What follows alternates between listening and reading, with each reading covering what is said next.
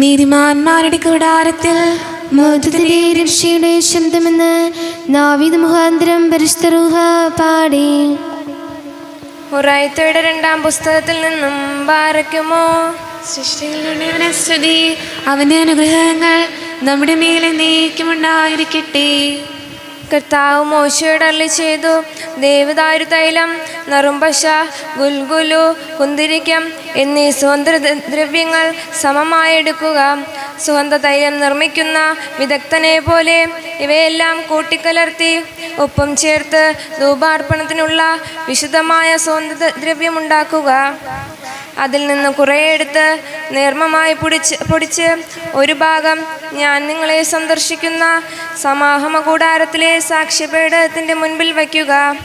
അതിനെ ഏറ്റവും പവിത്രമായി കരുതണം.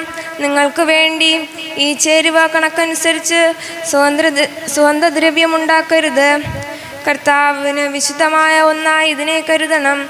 പരിമളത്തിന് വേണ്ടി ആരെങ്കിലും ഇത് ഉണ്ടാക്കിയാൽ അവൻ തൻ്റെ രാജ്യത്തിൽ നിന്ന് വിച്ഛേദിക്കപ്പെടണം. ബാരക്കുമോ.